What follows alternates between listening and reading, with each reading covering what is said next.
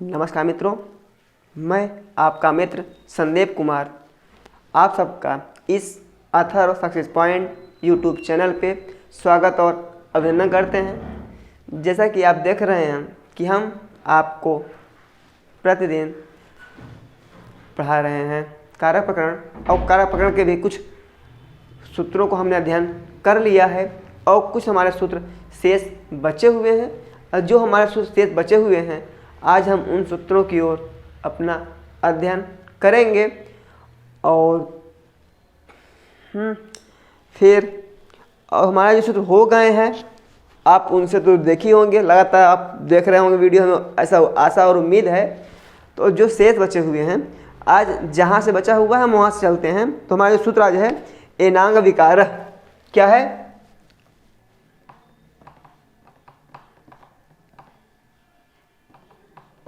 एनांग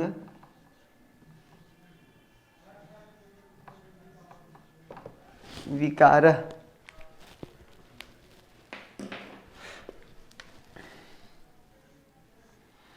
क्या है? एनांग विकार 2, 3, 20।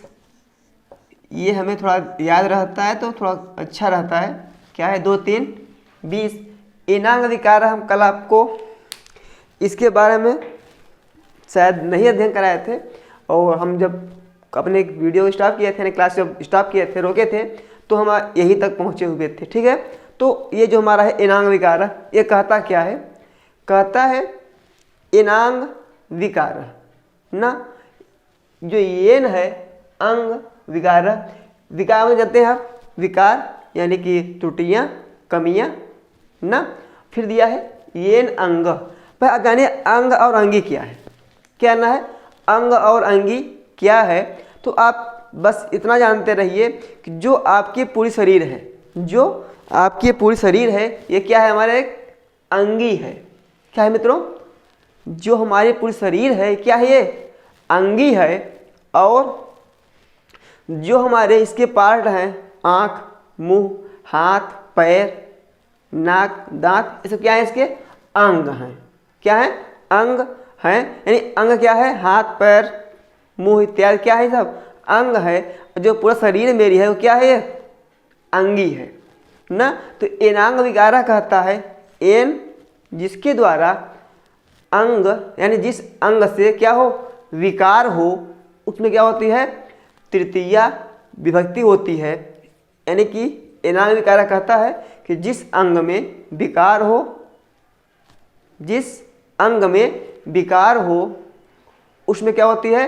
तृतीया विभक्ति होती है। ठीक है, एनांग क्या कहता है कि जिस अंग में विकार हो ना, या जिस अंग से अंगी में विकार हो, तो उस अंग में क्या लगेगा? तृतीया विभक्ति लगेगी। मित्रों क्या हुआ? क्या बताया कि एनांग विकारा कहता है कि जिस अंग में विकार हो, या जिस अंग से अंगी में विकार हो, उस अंग में क्या लगता है?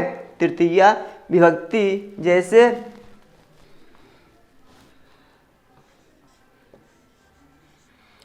वह पैर से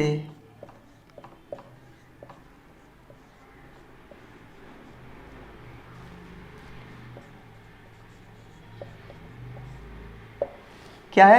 लंगड़ा है। तो क्या हो जाएगा? क्या है? वह पैर से क्या है? लंगड़ा है। तो अब इसकी क्या हो जाएगी, हमें पता होना चाहिए। अब देखिए, वह पैर से लंगड़ा है। अब जो वह है किससे लंगड़ा है? पैर से। यानी पैर हमारा क्या है? अंग है। हमारा ये जो शरीर है, जो हमारी पूरी ये शरीर क्या है? ये अंगी है। और उसके अंग क्या है? पैर, हाथ, आँख, मुंह, नाक, कान, ये हमारे क्या है? अंग हैं। क्या है? अंग हैं। तो कहा कि जिस अंग से उस अंगी में विकार पाया जाए, तो उस अंग में यानी जिस अंग से वो विकार हो रहा है, उसमें क्या होगी? तृतीया विभक्ति होगी तो कहा वह किससे है, पैर से है। तो पैर हमारा क्या हो जाएगा, है हमारा अंग है, और अंगी क्या है, पूरी शरीर है। तो कहा इस जिस अंग से क्या हो, विकार हो, उसमें क्या होगी, तृतीया विभक्ति होगी। क्या होगी, तृतीया विभक्ति होगी। तो कहा वह पैर से लंगड़ा है, तो हो जाएगा सह। अब पैर से क्या हो जाएगी, तृतीया विभक्ति क्या हो जाएगा, पादेन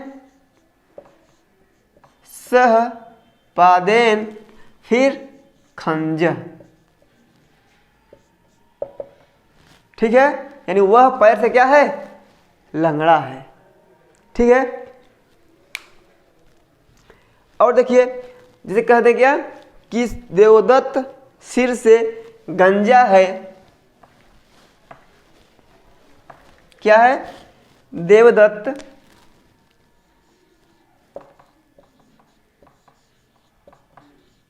देवदत्त सिर से क्या है,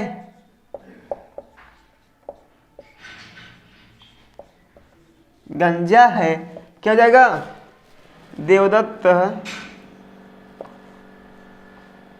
हो जाएगा, देवदत्त सिर से यानी क्या, शीर्षा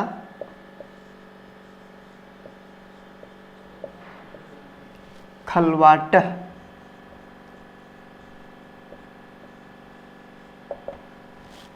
समझ आया, क्या है, सिर से गंजा है, क्या उसके सिर में बाल नहीं है, तो क्या दिखा रहा है, विकार दिखा रहा है। तो कहा जिससे अंगी में विकार हो उसमें क्या होगी, तृतीया होगी।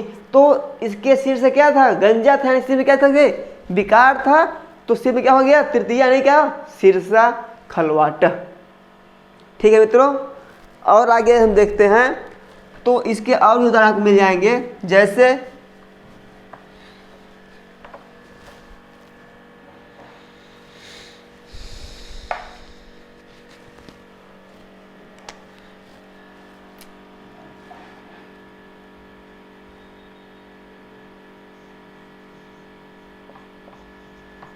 बालक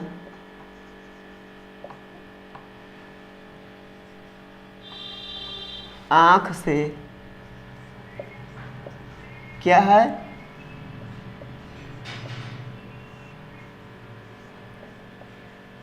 काना है। ठीक है, क्या है, बालक आँख से काना है। अब देखिए आँख से काना है, विकार किस में है, आँख में है, विकार किस में है, आँख में है। तो कहा जिसमें विकार हो उसमें क्या होगी, तृतीया विभक्ति होगी। यानी जिसमें विकार हो उसमें क्या होगी, तृतीया विभक्ति होगी। किसमें विकार है, आँख में, तो कौन, किसको, बालक को। क्या जगह यहाँ पे बालक की क्या जगह, बालक। अब किसमें विकार है, आँख में, तो क्या हो जाएगी, आँख में क्या लगेगी, तृतीया विभक्ति क्या हो जाएगा, अक्षरा।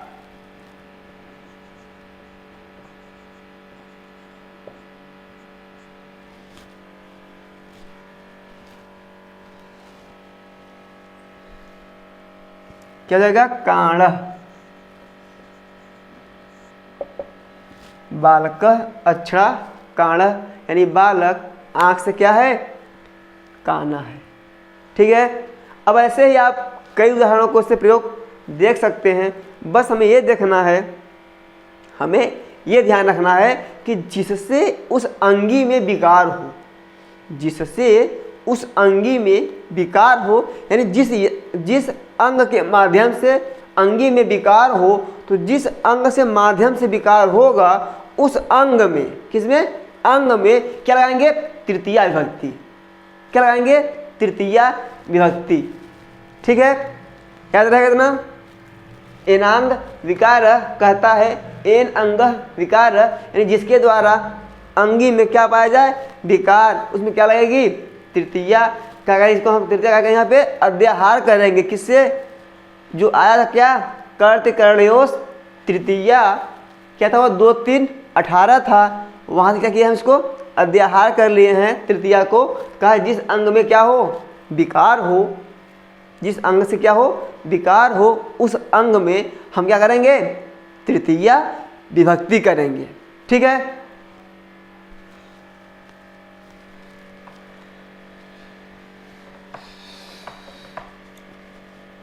और मित्रों, यदि उस अंग जो कि बताया जाए, क्या कि जिस अंग में विकार होता है उसमें क्या होती है, तृतीया होती है। यदि किसी के द्वारा क्या हो, बताया जाए, क्या, देखिए उस विकार न हो। जैसे हम किसी छोटे बालक को, किसी बालक को यदि वह छोटेपन में यानी कि बाल्यावस्था में क्या रहे, सांवला रहे ना, तो उसे क्या बोलते हैं, कलुआ बोल देते हैं। और ले लेते हैं जैसे कोई बालक पहले क्या रहे, सही से मतलब बाल्यावस्था में सही चल ना पा रहा हो, उसे क्या बोलते हैं, लंगड़ा लंगड़ा बोल देते हैं ना, कि ये लंगड़ नहीं चल पाता है, बोलते हैं नहीं, क्या बोलते हैं कि यह लंगड़ है, ये चल नहीं पाता है। लेकिन क्या वास्तव में लंगड़ रहता है, नहीं। तो जब उसमें विकार न दिखाया जाए, जब उसमें विकार न हो, तब क्या होगा, तब षष्ठी विभक्ति होगी मित्रों। आई बात क्लियर हुआ क्या, कि यदि अंग में विकार है, जिसे हम कहते हैं क्या, बालक आंख से काना है, यदि वह काना है, ठीक है, तो क्या होगी, तृतीया हो जाएगी। यदि वह वास्तविकता में क्या है, काना है ना, अंधा है, क्या हो जाएगी, तृतीया हो जाएगी। यदि वह अंधा नहीं है, फिर भी क्या कहा, काना कहा जा रहा है, तब क्या हो जाएगी, षष्ठी विभक्ति हो जाएगी मित्रों। क्या हो जाएगी, षष्ठी विभक्ति का हम प्रयोग करेंगे यदि वहाँ पे विकार लक्षित न हो तो। ठीक है। यदि विकार लक्षित होता है तो तृतीया, यदि विकार लक्षित नहीं होता है तो षष्ठी। ठीक है, याद रहेगा। यदि विकार है तब क्या होगा, तृतीया विभक्ति, यदि विकार नहीं है तब षष्ठी विभक्ति। ठीक है। तो मित्रों आप ये ध्यान रखिएगा कि जो बताया जा रहा है एनांग विकार कह रहा है, यदि अंग में विकार है तो तृतीया, यदि अंग में विकार नहीं है, यदि अंग में विकार नहीं है तब क्या होगा वहां पे, जी हाँ षष्ठी होगा। क्या होगा, षष्ठी विभक्ति होगी। याद रहेगा मित्रों। चलिए अब हम आगे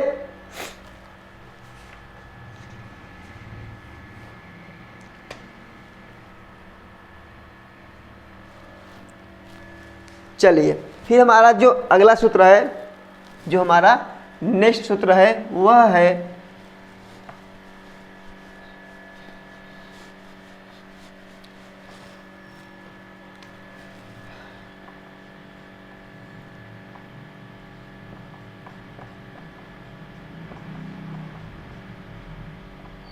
तुल्यार्थी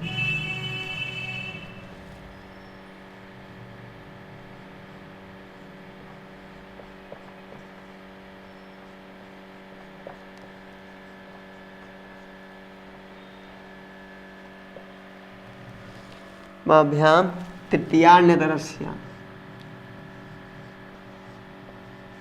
तृतीयान्य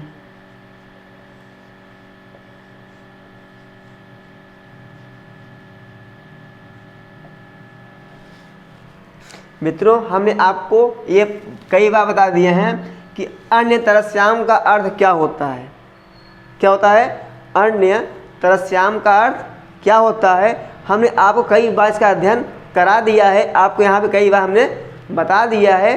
तो अन्य तरस्याम का अर्थ होता है विकल्प से। क्या होता है, विकल्प से।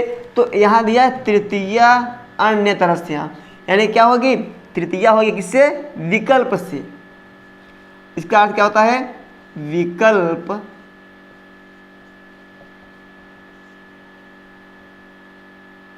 विकल्प से क्या होगी, तृतीया।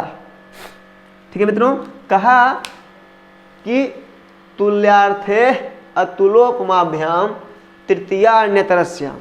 ठीक है, तो पहले हम यहाँ देख लेते हैं तृतीया अन्यतरस्याम, यानी विकल्प से तृतीया होगी। पहले हम इतना जान गए। अब कहाँ होगी ये आगे दिया हुआ है क्या तुल्य अर्थई, क्या तुल्य अर्थ है समान अर्थ देने वाले शब्दों से। क्या बोला कि समान अर्थ देने वाले शब्दों से क्या होगी, विकल्प से तृतीया होगी। समान अर्थ देने वाले शब्दों से, ठीक है, क्या होगी, विकल्प से तृतीया विभक्ति होगी, लेकिन तुला और उपमा इन दो शब्दों में नहीं। क्या कहा ये कि तुल्य अर्थै तुलोपमाभ्याम तृतीया अन्यतरस्याम, कहते हैं तुल्य मतलब क्या, समान। क्या तुल्य माने, तुल्य में क्या होता है, समान, अर्थै माने अर्थ वाले, यानी तुल्य के समान अर्थ देने वाले जो भी शब्द हैं, तुल्य के समान अर्थ देने वाले जो भी शब्द हैं ना, उन शब्दों के प्रयोग में, उन शब्दों के प्रयोग में विकल्प से क्या होगी, तृतीया होगी। लेकिन एक बात और कह दिया कि अतुलोप उपमाभ्य ना, यानी कह रहा है कि तुला यानी तुल्य और उपमा, क्या तुल्य और उपमा, तुला जो है तुल्य होगा, ठीक है, ठीक है।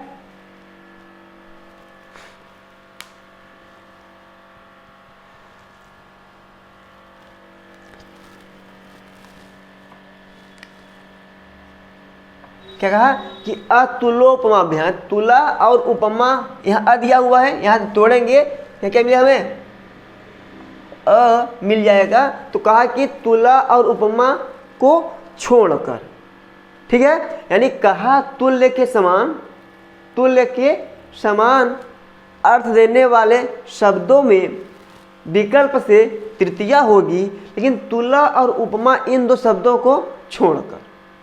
क्या कहा, अतुला उपमाभ्याम, यानी अतुला मतलब क्या, तुला और उपमा को छोड़कर। क्लियर हुआ, क्लियर हुआ ना। चलिए अब देखते हैं कहाँ उदाहरण, हम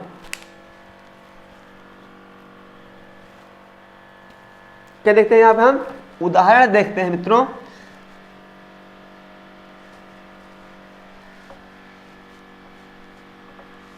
क्या कृष्ण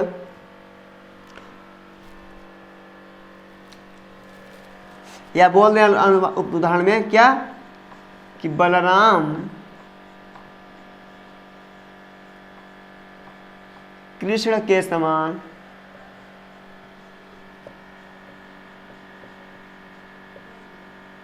कृष्ण के समान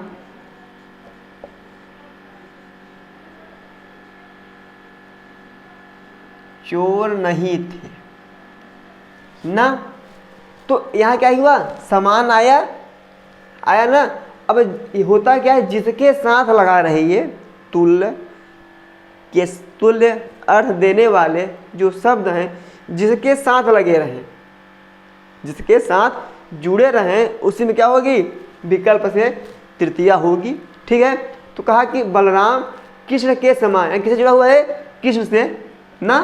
तो कहा क्या, अब कृष्ण में क्या हो जाएगी, विकल्प से तृतीया होगी।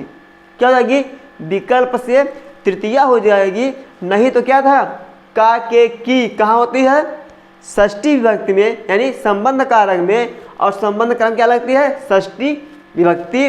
तो यहाँ क्या लग जाता, षष्ठी लगेगी ही, लेकिन कहा विकल्प से क्या हो जाए, तृतीया भी हो जाए। क्लियर मित्रों, क्या हुआ है, विकल्प से क्या हो जाए, तृतीया विभक्ति हो जाए। क्लियर हुआ। तो इसका अनुवाद क्या बनेगा हमारा, इसका हमारा अनुवाद बन जाएगा बलराम बल राम। अब कृष्णस्य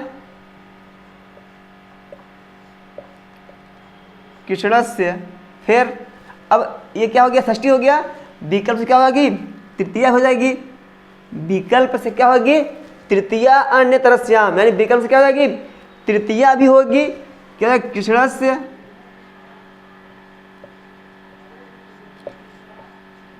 कृष्णेन वा कृष्णेन वा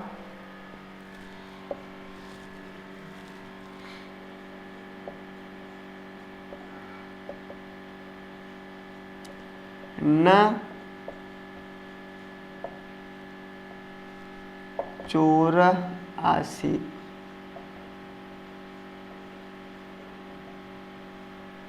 ठीक है, क्या कहा कि बलराम कृष्णस्य कृष्णेन वा समः न चोर आसीत, चोर नहीं थे। ठीक है, या चोर नासीत कर सकते हैं, यहाँ इसे न कर यहाँ कर दीजिए चोर नासीत। ठीक है, क्या बताया कि जो बलराम थे वो कृष्ण के समान, कृष्ण से कृष्णेन वा समः, कृष्ण के समान चोर नासीत, चोर नहीं थे। ठीक है मित्रों, तो यहाँ पे षष्ठी और तृतीया क्यों लगा? तृतीया इस सूत्र से आया, तुल्यार्थैर अतुलोपमाभ्याम तृतीया अन्यतरस्याम। इस सूत्र से क्या आया? हमारा तृतीया आ गया, और का के की संबंध कारक में षष्ठी ऑलरेडी प्रयोग की जाती है। यहाँ क्या आ गया? कृष्णस्य कृष्णेन वा समः चोर नासीत। ठीक है मित्रों, चलें आगे और देखिए, इसके और भी उदाहरण आपको मिल जाएंगे।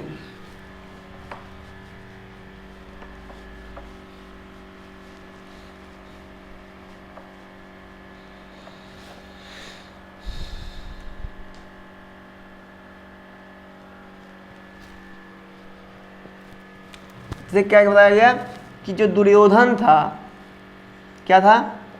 दुर्योधन, आपने नाम सुना ही होगा। दुर्योधन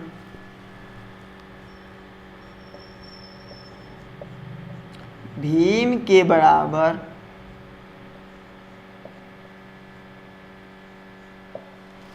बलवान नहीं था,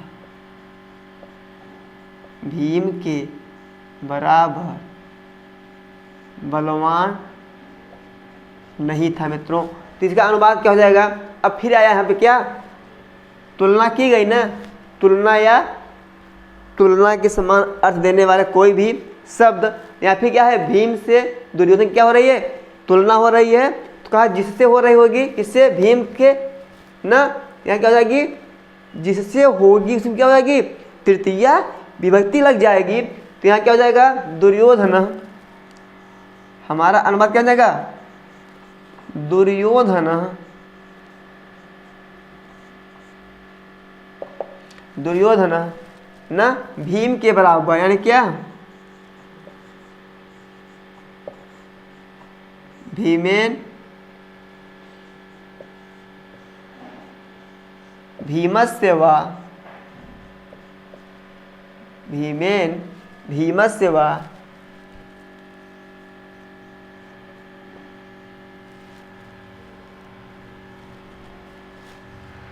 शक्ति नासीत।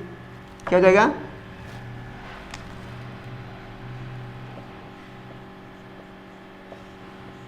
शक्ति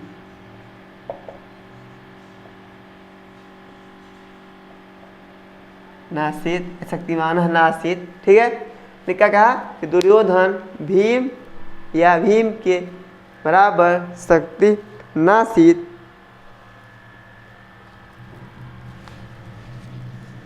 अब यहाँ पे बराबर को हम लिख भी सकते हैं, या बोल दीजिए तुल्य, या नहीं भी बोलो कोई दिक्कत नहीं। ठीक है, दुर्योधन भीमेन भीमस्य वा तुल्य शक्ति नासीत, यानी शक्तिमान या बलवान नहीं था। ठीक मित्रों, चले आगे। अब हम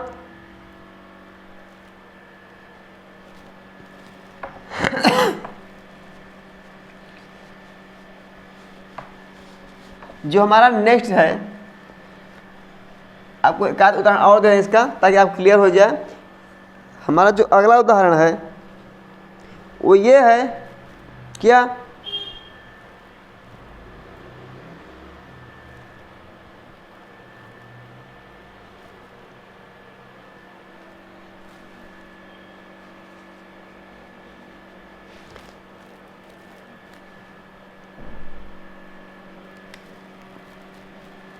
जैसे मित्रों यदि दे दिया कृष्ण की उपमा।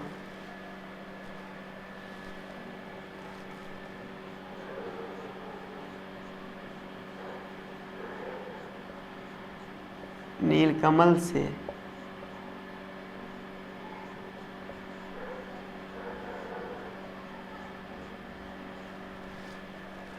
ना, या नीलकमल की उपमा किससे हो रही है? श्री कृष्ण से होती है। क्या हो जाएगा यहाँ पे?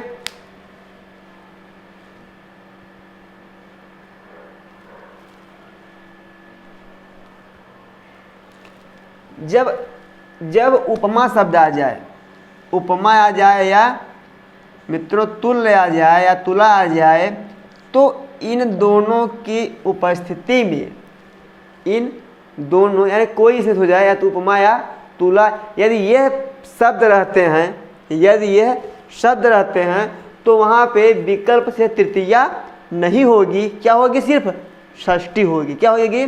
सिर्फ षष्ठी होगी। कृष्ण की उपमा नीलकमल से होती है ना। क्या जाएगा? कृष्णस्य उपमा, कृष्णस्य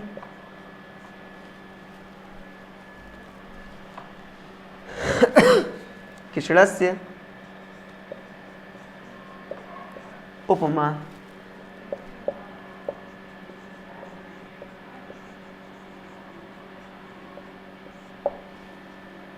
नीलकमलम भवत।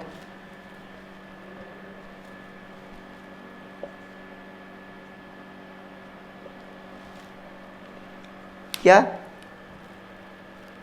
नीलकमल से होती है, यानी क्या? नीलकमलम, यानी कि श्री कृष्ण की उपमा किस होती है? नीलकमल से होती है।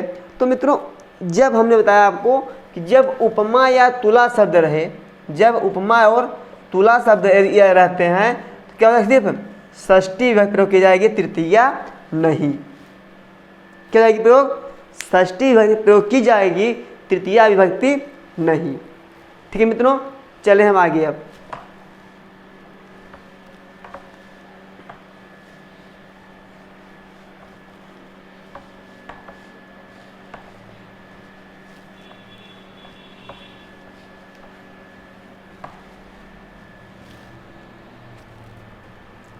हमारा जो अगला सूत्र है वो है हेतु। क्या है?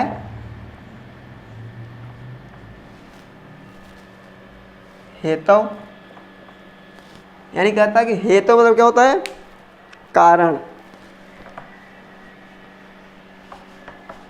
ठीक है, हेतु मतलब क्या होता है? कारण। 2 3 23 2 3 23 ना।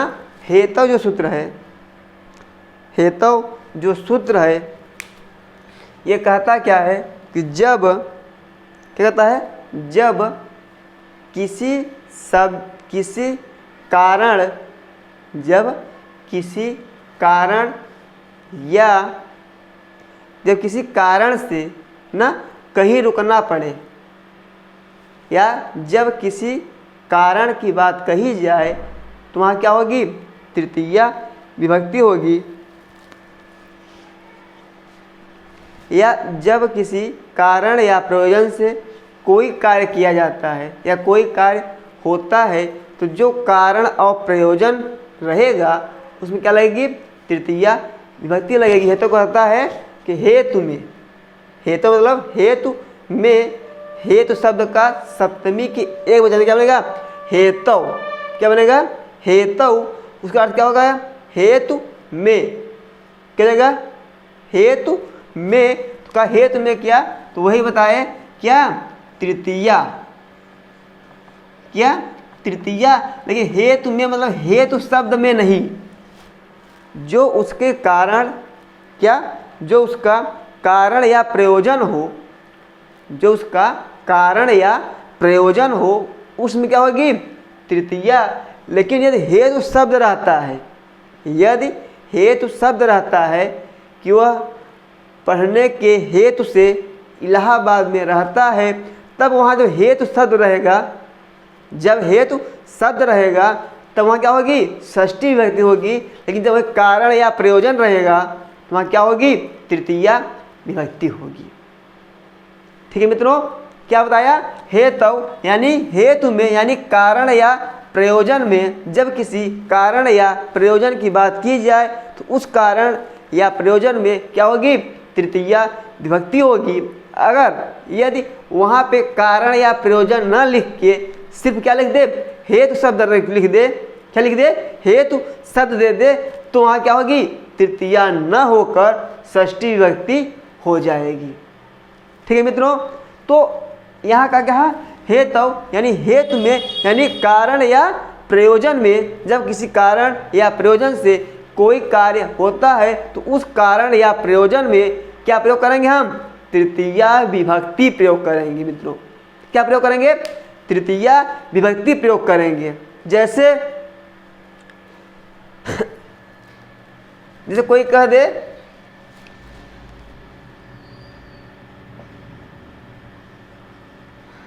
बालक पुण्य के कारण हरि को देखा।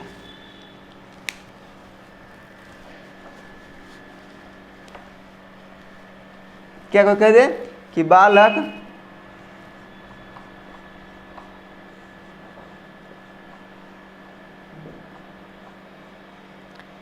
पुण्य के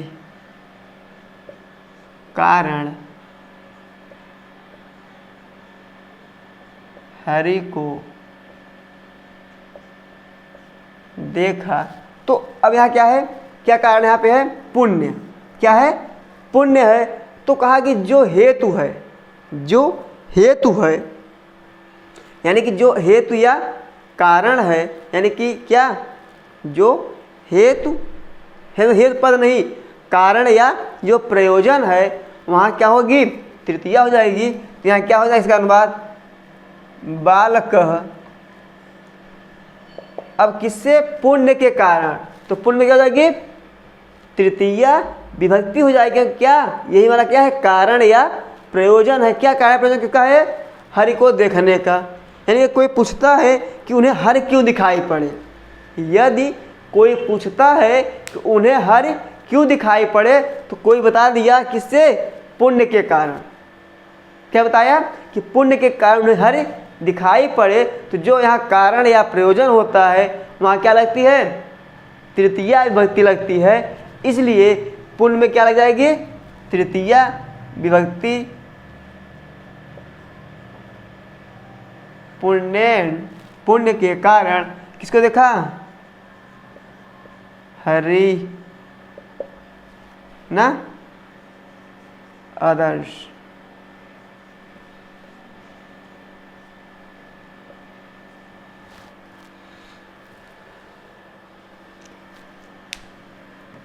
या दृष्ट बोल सकते हैं, बालकः पुण्येन हरि दृष्ट।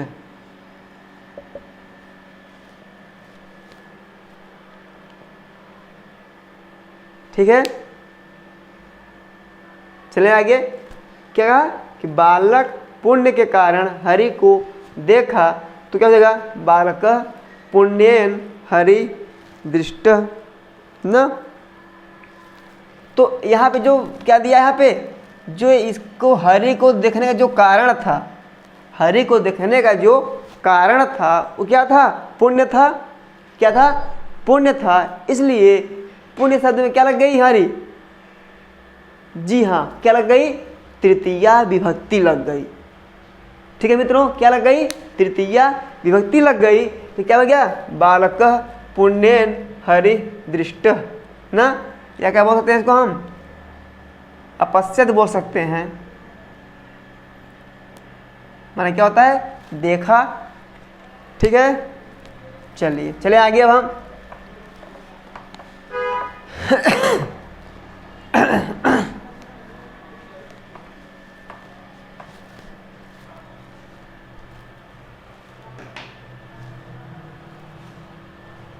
और जो है इसमें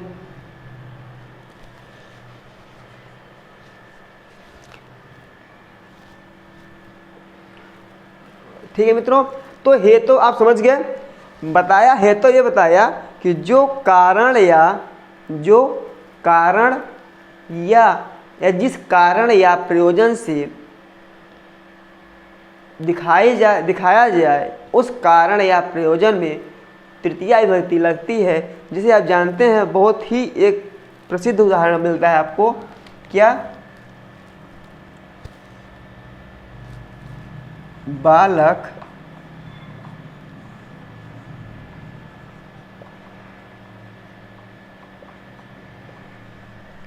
अध्ययन के लिए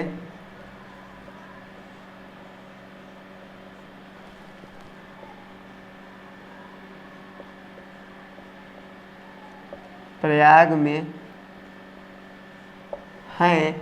तो क्या है, अब देखिए कोई पूछा कि बालक प्रयाग में क्यों है, तो बताया गया क्या? अध्ययन के कारण है ना, यानी वो किस लिए है? अध्ययन के लिए इलाहाबाद में है। तो यहाँ इसका कारण क्या है? अध्ययन। तो यहाँ पे अध्ययन क्या हो जाएगा? यहाँ पे अध्ययन हमारी क्या लग जाएगी? तृतीया विभक्ति क्या हो जाएगा? बालकः ना, क्या हो जाएगा? अध्ययनेन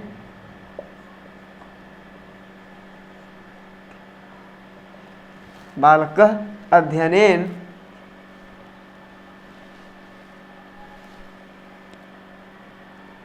कहाँ पे?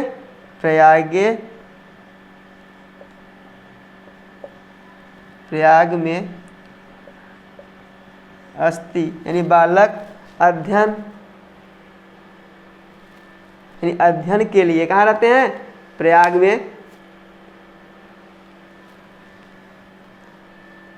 ठीक है, बालक अध्ययनेन प्रयागे अस्ति, बालक अध्ययन कहाँ रहते हैं? बालक अध्ययन के लिए प्रयाग में रहते हैं। ठीक है मित्रों,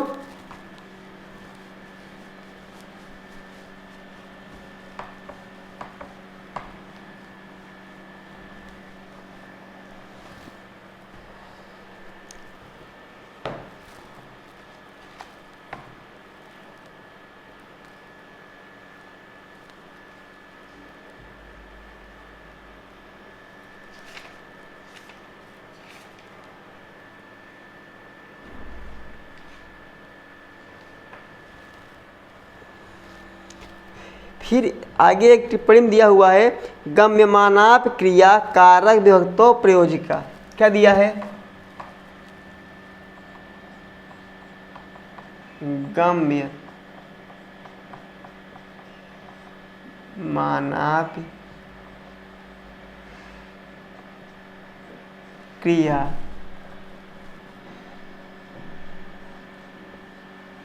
कारक विभक्तौ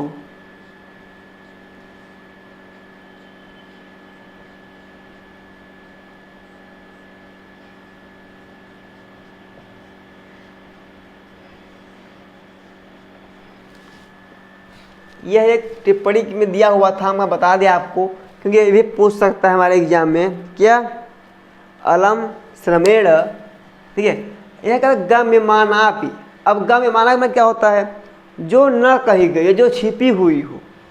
गम्यमानाप यानी जो छिपी हुई हो, फिर भी क्रिया न कारक विभक्त हो, यानी वह कारक क्या होता है? विभक्ति में प्रयोग किया जाता है। यानी क्या कहा कि गम्यमानाप क्रिया, यानी जो क्रिया क्या है? गम्यमान है, यानी क्या है? छिपी हुई है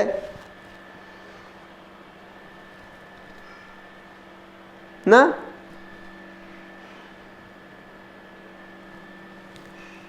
का कारक विभक्तो प्रयोजक, यानी कारक विभक्ति क्या होती है? प्रयोजक होती है। गम्यमानाप क्रिया, जो क्रिया क्या हो? गम्यमान हो, यानी क्या हो? छिपी हुई हो, जो स्पष्ट न हुई हो, फिर भी क्या है? ऐसी क्रिया होने पर भी गम्यमानाप क्रिया, यानी जो क्रिया छिपी हुई हो, फिर क्या हो जाएगी? वो क्रिया कारक विभक्तो, यानी कारक विभक्ति का प्रयोग करने क्या होती है? कारण होती है। जैसे हम बहुत देखते हैं, क्या? अलम श्रमेण, अलम श्रमेण अब आप देखें अलम श्रमेण माने क्या है, श्रमेण क्या है यहाँ पे क्या दिया, अलम श्रमेण। अब यहाँ पे क्या है, साध्यम नहीं दिया है ना, क्या नहीं दिया है, साध्यम नहीं दिया है, लेकिन साध्यम के ही लिए क्या हुआ है, यहाँ गम्यमान क्या है, यहाँ साध्यम क्या है, गम्यमान है। अलम श्रमेण कहता है श्रम क्या हुआ, पर्याप्त है। साध्यम मतलब जो आपका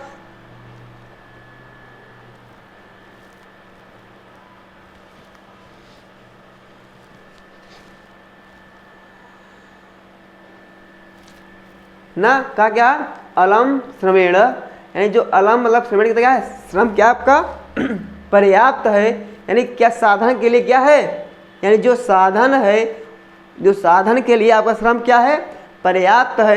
यहाँ पे साध्य नहीं दिया हुआ है, लेकिन फिर भी क्या है, यहाँ पे श्रमेण में क्या हुई है, तृतीया हुई है। क्यों, क्योंकि यहाँ क्या है, गम्यमान, गम्यमान है क्या, साध्य। ठीक है, यानी इसमें क्या है, अलम श्रमेण जो वाक्य है इसमें गम्यमान रूपी शब्द जो साध्य नहीं दिया हुआ है, इसको होना क्या चाहिए था, अलम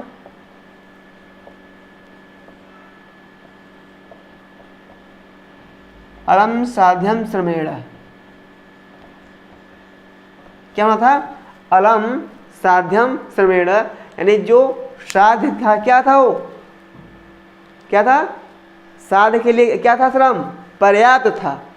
अलम माने क्या, पर्याप्त के रूप में कहा अलम साध्यम श्रमेण, यानी कि जो श्रम था क्या था, पर्याप्त था, किसके लिए, साध्य के लिए। ठीक है,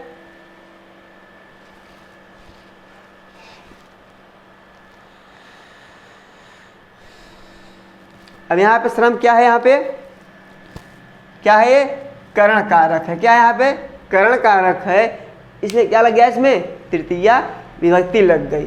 ठीक है, अलम साध्यम श्रमेण, श्रम क्या है यहाँ पे, करण कारक है, इसलिए क्या लग गया, तृतीया विभक्ति लग गई। और फिर एक और दिया है, फिर इसके आगे जो हमारा सूत्र है, इसके आगे जो हमारा सूत्र है वो क्या है,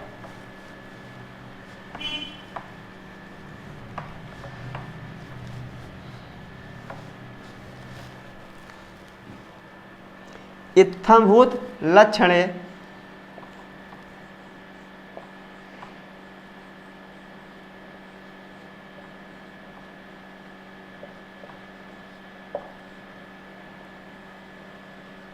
क्या है, इत्थंभूत लक्षणे, यह कहता है इत्थंभूत लक्षणे, इसका जो सूत्र संख्या है 2 3 21 है, 2 3 21 है। कहता है इत्थंभूत लक्षणे का अर्थ ये है, यानी किसी एक लक्षण से, किसी एक लक्षण से किसी की पहचान हो। जैसे हम और आप जब कहीं जाते हैं ना, तो कोई नहीं पहचानता कि ये कौन है, नहीं पहचानते। यदि वहीं कोई वर्दी पहन के निकल जाए, पुलिस की वर्दी पहन के निकल जाए, तो सभी जानते हैं क्या ये पुलिस है। तो क्या लगता है आपने, वर्दी से क्या लगता है, वो पुलिस लगता है। जब कोई वर्दी पहन के वहाँ से निकले, उस गली से गुजरे, तो लगेगा क्या है, वो पुलिस है। कैसे पता हुआ, उसके वर्दी से ना। तो क्या किसी विशेष पहनावे से या किसी विशेष कारण से जब किसी एक की पहचान की जाए, इत्थंभूत लक्षणे, यानी किसी एक विशेष लक्षण से किसी क्या हो, पहचान हो, वहाँ क्या होगी, उस लक्षण में क्या लगेगी, तृतीया विभक्ति। क्या लगेगी, तृतीया विभक्ति लगेगी। ठीक है, तो कहा इत्थंभूत लक्षण कहता है कि जिससे क्या हो, इत्थंभूत लक्षण, यानी किसी लक्षण के द्वारा किसी की पहचान हो, तो वहाँ क्या होगी, तृतीया विभक्ति होगी। जिसे हम लोग कहते हैं, जब हम लोग कहीं देखते हैं क्या, काली कोट, यदि हम कहीं पे काली कोट देखते हैं ना, कहाँ पे, खास तो हाई कोर्ट के आसपास, तो क्या कहते हैं, ये वकील हैं। यदि वही काली कोट यदि वही काली कोट हम कहाँ देख लें? जी हाँ, स्टेशन के पास देख लें तो बिना टिकट लिए वालों क्या होती, हवा खराब हो जाती है। मतलब वो डर जाते हैं या टीटी मिल गया, हमारे पास टिकट नहीं है ना। तो उस काली कोट से क्या पता हो गया? उसी की वेशभूषा से पता हुआ ना ये टीटी है। पता हुआ कि नहीं? तो उसी प्रकार से जैसे किसी एक पहनावे से हम किसी की पहचान करते हैं, जैसे किसी हम एक पहनावे के द्वारा किसी वर्दी से या किसी की वेशभूषा से हम पता कर लें कि क्या है, किसी की विशेषता बता दो ना। जिसे हम वर्दी से क्या करते हैं कि वो पुलिस वाला है, हम क्या जानते हैं? उसके वर्दी से। काली कोट वाले क्या कहते हैं? ये वकील है, कहते हैं कि नहीं? तो वही कह रहा है इत्थंभूत लक्षण है कि जब किसी विशेष चिन्ह से या विशेष वर्दी से, विशेष कपड़े से, विशेष पहनावे से वह पता हो जाए क्या?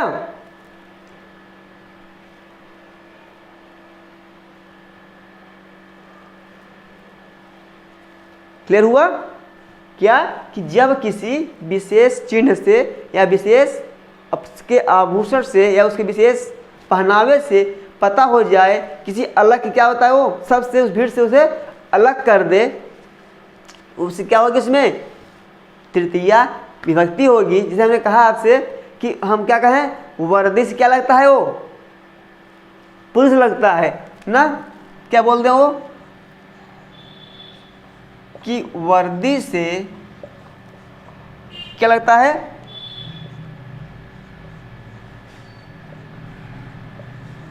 पुलिस लगता है। तो हमें कैसे पता होगा कि वह पुलिस है? उसके वर्दी से यहाँ क्या हो जाएगी? तृतीया लग जाएगी? नहीं, तृतीया लग जाएगी ना। बस ऐसे ही जैसे यहाँ क्या है, तृतीया लग जाएगी। इसी प्रकार से जब किसी विशेष पहनावे से, जब किसी विशेष पहनावे से या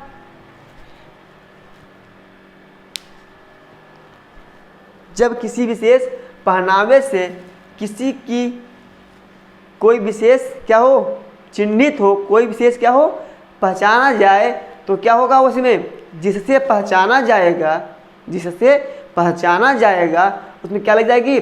तृतीया विभक्ति लग जाएगी मित्रों। तो इसके लिए बहुत ही प्रसिद्ध उदाहरण आता है, हमारे एग्जामों में पूछता है क्या? जटाभिर तापसः। क्या आता है?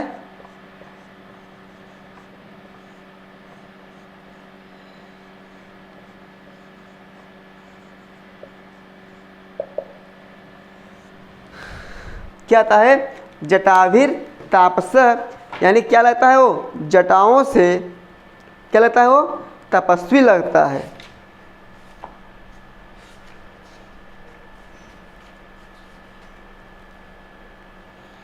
क्या लगता है? जटाओं से, जटाओं से क्या लगता है? वो तपस्वी लगता है। और हम आपको बता दें, हम आपको एक किताब और अध्ययन करा रहे हैं। क्या करा रहे हैं? किताब एक अध्ययन। कौन सी किताब?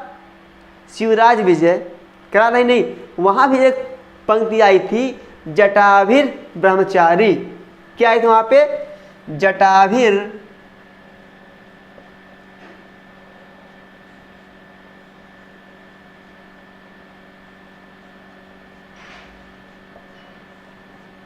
क्या आई थी?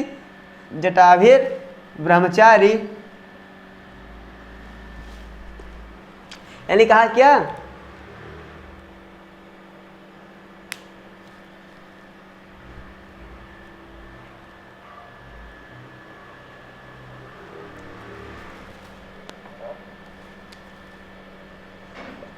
क्या बताया कि जटाओं से क्या लगता है? वो ब्रह्मचारी लगता है ना। तो हम वहाँ ज़्यादा न चलें। तो यदि आप पूछता कि यह विशेषण किसके लिए आया है, तो आप अपने उस किताब का अध्ययन कर लीजिएगा कि यह विशेषण किसके लिए आया है? गौर बटु के लिए आया हुआ है। लेकिन हम वहाँ नहीं चलते हैं, बता रहे थे कि वहाँ पे जो तृतीया यहाँ हुई है जटाभिर में, किससे हुई है? इत्थंभूत लक्षणे से हुई है मित्रों। ठीक है, तो इसका हमें प्रयोग बहुत देखने को मिलता है। इसका हमें प्रयोग हर एग्जामों में, हर देखते हैं हर एग्जाम में इसको उदाहरण मिलता ही रहता है। ठीक है, जैसे संयुक्त अप्रधानक मिलता है वैसे ही इसका भी जटाभिर तापस किस सूत्र से तृतीया हुई है, तो इत्थम्भूत लक्षण इसी मित्रों। ठीक है, क्लियर हुआ हमारा ये। फिर उसके बाद आता है, और एक बात और बताया गया यहाँ पे कि यदि किसी से क्या हो, किसी की तुलना की जाए, जब किसी की तुलना या समान बात, अभी हम आपको बताए थे तुल्यार्थी वाली बात सूत्रों में क्या बताए थे, तुल्यार्थे रतुलोपमाभ्याम तृतीया अन्य तरस्याम, तो वहाँ पर भी यही बताया गया यहाँ पर भी कि जब किसी के सदृश की बात या उनसे गुणों में बढ़कर की बात की जाए तो वहाँ क्या होती है, तृतीया होती है। हम इसके पहले इसका अध्ययन हम कर चुके हैं, तो हम फिर इसके वहाँ पे ध्यान नहीं देते हैं। फिर इसके आगे चलते हैं तो हमें एक सूत्र मिलता है, और यह है यजेह कर्मण करण संज्ञा। क्या सूत्र है, क्लियर मित्र हमारा, इत्थम्भूत लक्षण है। क्लियर हुआ हमारा ना, इत्थम्भूत लक्षण कहता है कि जब किसी लक्षण के द्वारा न किसी प्राणी की पहचान की जाए, किसी लक्षण के द्वारा किसी प्राणी की पहचान की जाए, तो जिस लक्षण से पहचान किया जा रहा है, जिस लक्षण से पहचान किया जा रहा है उसमें तृतीया विभक्ति का प्रयोग किया जाता है। इसका बहुत ही प्रसिद्ध उदाहरण है जटाभिर तापस, जटाओं से तपस्वी लगता है। और आपकी पुस्तक शिवराज विजय में एक पॉइंट आया था, जटाभिर ब्रह्मचारी, यानी जटाओं से क्या लग रहा था, ब्रह्मचारी लग रहा था। ठीक है, तो चले आगे अब हम।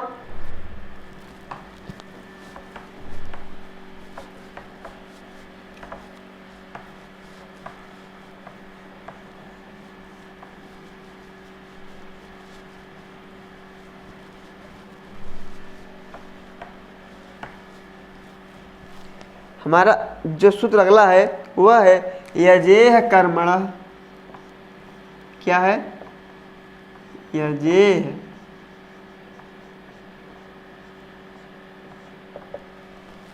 कर्मण करण संज्ञा,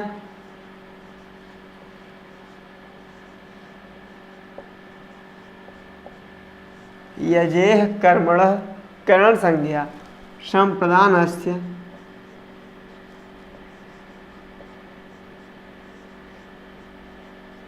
संप्रदानस्य च कर्म संज्ञा च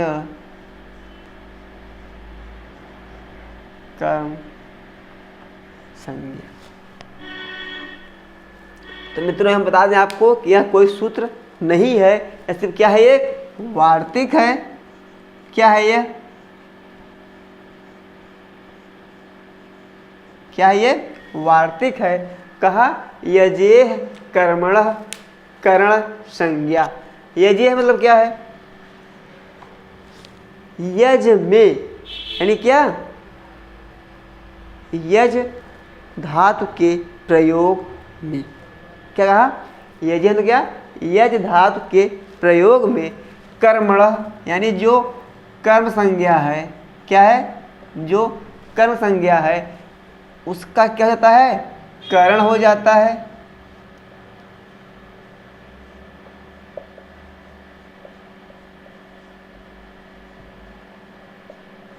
क्या बताया, कर्मण जो कर्म संज्ञा है उसका करण संज्ञा हो जाता है, और जो संप्रदानस्य, जो संप्रदान का क्या होता है, कर्म संज्ञा।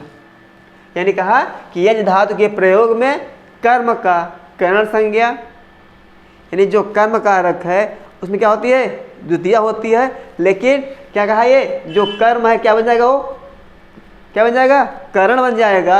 और जब ये करण बन जाएगा तो क्या हो जाएगी, इसमें तृतीया विभक्ति लग जाएगी। तो फिर कहा कि कर्म क्या हो जाएगी, करण संज्ञा। फिर कहा संप्रदानस्य, जो संप्रदान है उस वाक्य में, ये जो धातु के वाक्य में जो संप्रदान है उसकी क्या हो जाएगी, हमारी उसकी हमारी हो जाएगी कर्म संज्ञा। क्या हो जाएगी? कर्म संज्ञा हो जाएगी मित्रों। ठीक है, यानी कहा कि यजेह कर्मणः करण संज्ञा, यानी यज धातु के प्रयोग में कर्म की करण संज्ञा हो जाएगी और संप्रदान की कर्म संज्ञा हो जाएगी। आइए देखते हैं इसको हम उदाहरण के माध्यम से।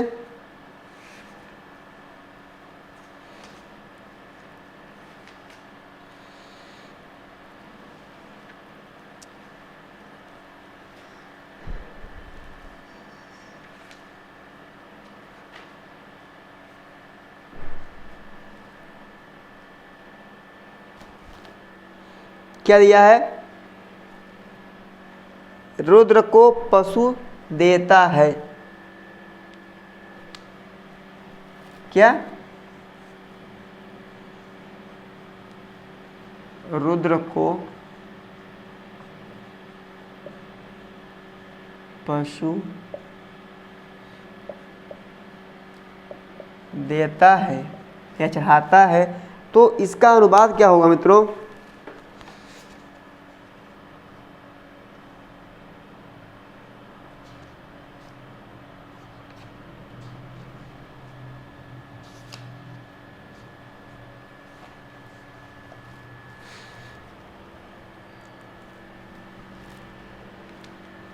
क्या है कि रुद्र को पशु देता है, तो इसका अनुवाद हो जाएगा। अब देखिए कह रहा है कि जो कर्म है उसका क्या हो जाएगा? करण हो जाएगा। क्या हो जाएगा? उसका करण हो जाएगा। इसमें कर्म क्या है? क्या दे रहा है? पशु दे रहा है। क्या दे रहा है? पशु दे रहा है। पशु क्या हमारा कर्म है, तो कहा कर्म क्या हो जाएगा? उसमें करण हो जाएगा।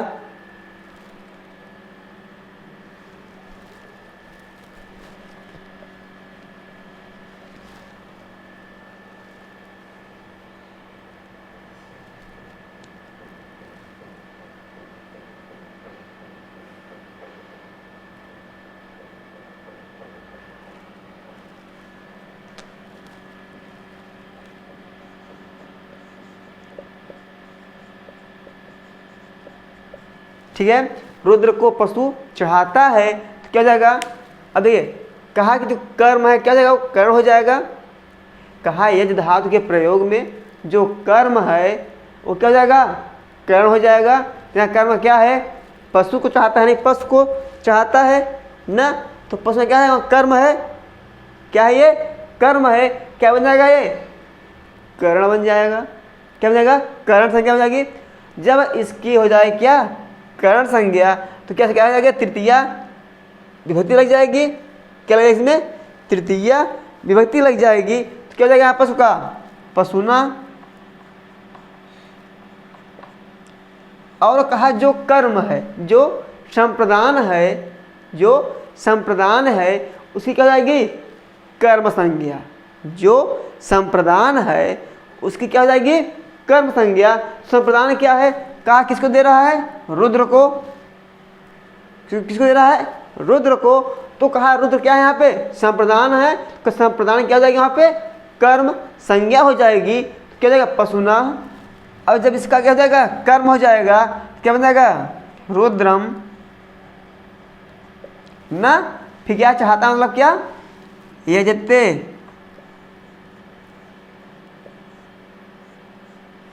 ठीक है, पशुना रुद्रम यजते, यानी कहा कि जो कर्म हो उसकी क्या हो जाए? करण संज्ञा। तो यहाँ चाह क्या रहा था? पशु को। तो पशु क्या था? यहाँ पे कर्म था। क्या बन गया? ये कर्ण बन गया। क्या बन गया? कर्ण बन गया। तो कर्ण क्या हो जाएगा? पशु का पशुना हो गया। फिर कहा जो संप्रदान हो, जो संप्रदान हो उसकी क्या हो जाए? उसकी बताए उसकी क्या हो जाए? कर्म संज्ञा हो जाए। तो कहा संप्रदान क्या है? रुद्र को दिया जा रहा है। किसको? रुद्र को दिया जा रहा है। तो रुद्र क्या है यहाँ पे? संप्रदान है। तो कहा संप्रदान क्या हो जाए? कर्म संज्ञा। तो क्या हो यहाँ पे? रुद्रम। फिर यजते, कहा यज धातु के योग में जो कर्म होता है वो क्या हो जाता है? बन जाता है करण। और जो संप्रदान होता है वह क्या बन जाता है? कर्म बन जाता है मित्रों। ठीक है, बस आज की क्लास इसे हम यहीं पे रोकते हैं और आज से आपका ये करण कारक समाप्त हुआ। ठीक मित्रों, और फिर हम मिलते हैं आपसे एक नए चैप्टर के साथ। हो सके तो हम आपको अब नया कोई और किताब पढ़ाने का प्रयास करें। ठीक है, नमस्कार मित्रों।